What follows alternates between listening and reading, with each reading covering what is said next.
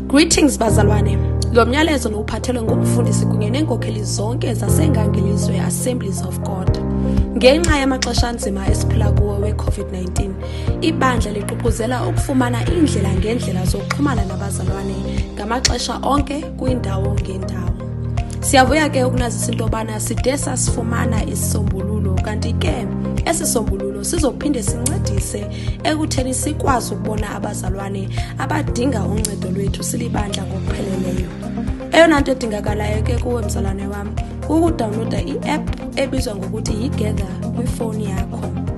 Ezinye ze-benefits eziza nale app into yobana uyakwazi ukurejista njengelungu lebandla usebenzisa nje ifowuni yakho kuphela. Kanti ke futhi uyakwazi ukurejista nabantwana bakho uphinde ulinke iprofile yakho nowakwakho.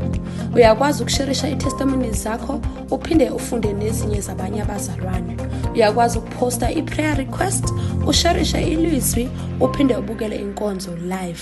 Le app idalelwe into yobana wena uhlale u-updated ngenkqubo zonke zasecaweni yakho. Iyafumaneka ke kuzo zonke i-Android phones kunye nee-iPhones. Landela nje lamanyathelo 10 ukuze nawe ube nayo.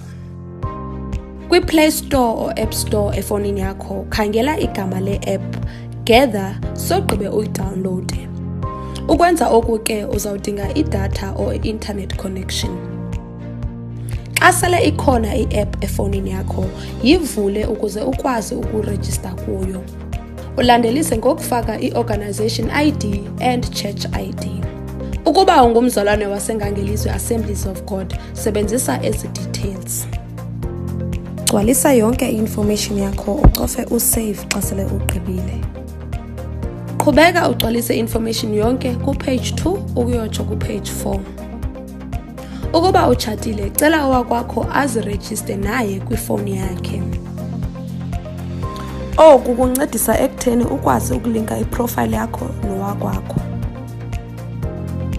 Rejista abantwana bakho xa bengamalungu webandla kwi-child profile. Makabe mnye umzali ozorejistarisha abantwana. Khetha istatus esingqamene nawe ukuze iinkokheli zakho zazi ngesimo ojongene naso ngalowo mzuzu. Gcina i-membership ID yakho safe kuba le indlela ibandla ezokwazi ngayo kwisystem yakho. Xa sele ugqibile, thumelela lo myalezo nakwabanye abazalwane ukuze nabo bangashiyeki. uThixo anisikelele.